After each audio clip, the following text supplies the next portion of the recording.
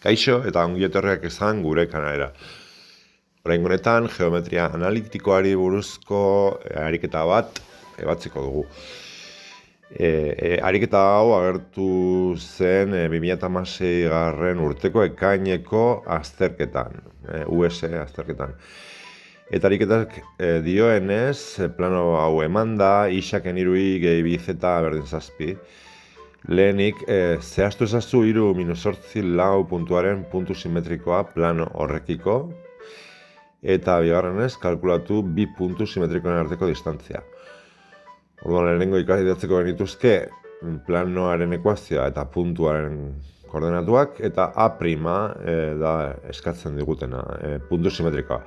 Irudian ikusten den bezala, puntu simetrikoa plano batekiko edozein puntu baten islada izango litzateke.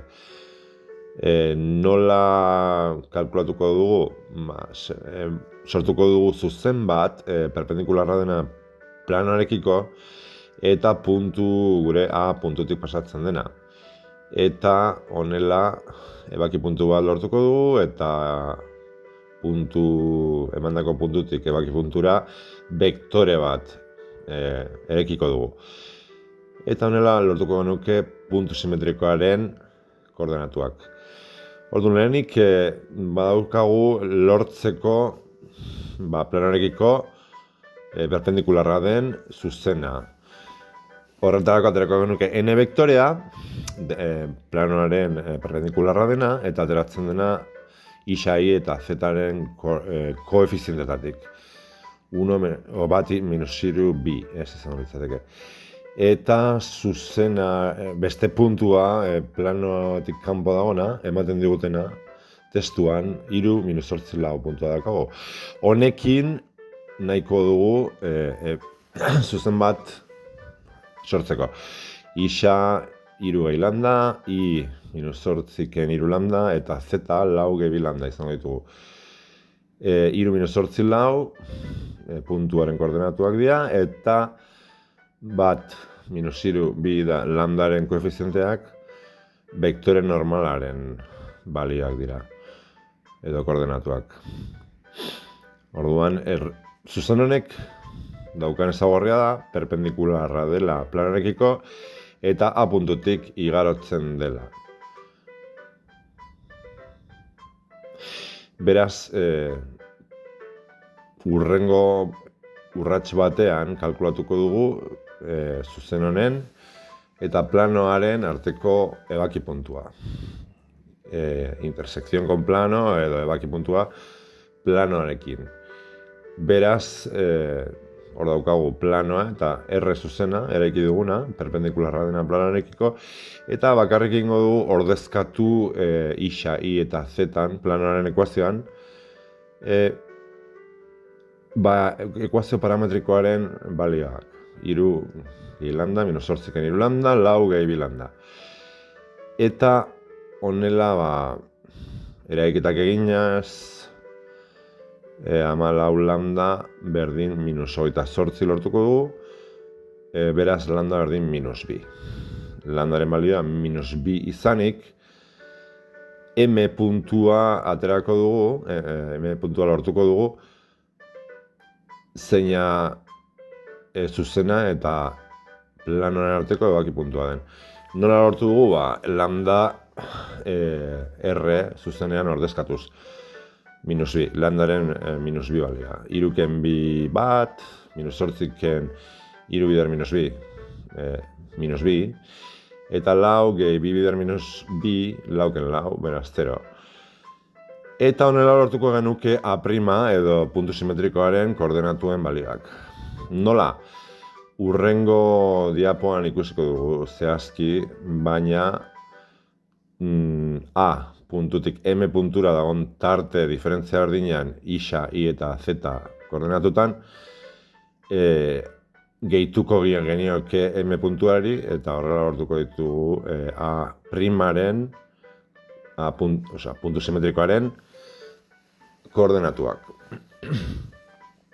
Beraz orain, ikusiko ditugu 3 puntu hauek, A, M eta A' puntuak.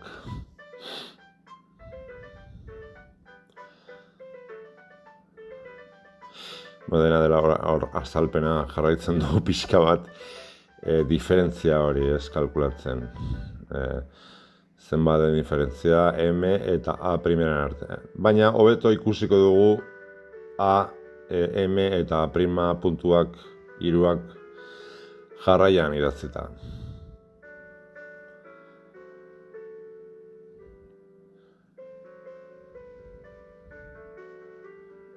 Beraz,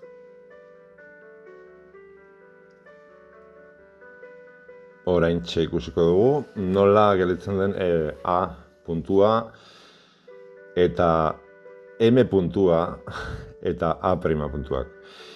Ikusten dugu atik M-era isa koordenatuan -2ko diferentzia dagoela. Beraz, bat horri, M puntuaren bat horri, ken bi egiten diogu eta -1. Eta horrela egingo dugu I koordenatuan, hor daukagu 6 gehi 6ko diferentzia, beraz 6 gehituko diogu eta 4 lortzen dugu. Eta Z koordenatuan, ken 4 egin dugu atik M-era. Beraz, beste 4 kenduko dizkiogu eta -4 lortuko genuke. -1, 4, -4 izango litzateke A prima puntuaren edo puntu simetrikoaren koordenatuak. Eta distantzia kalkulatzeko A-tik A primara vektore bat sortuko genuke. Eta vektore horren modulua izango da zehazki distantzia A puntutik A prima puntura. Beraz, vektoreak eraikitzeko A primaren koordenatuei kenduko diogu A koordinatuak. -1 ken 3 -4, 4 ken -8 12, eta -4 ken -4 -8. Eta gero, moduloa, vektore horren moduloa kalkulatzeko, koordenatu bakoitzaren karratua kalkulatuko ditugu, beraz Pitagoras erabiliko dugu. Karratuak batuko ditugu eta batuketa horren erroa kalkulatuko dugu, square root jartzen dugu.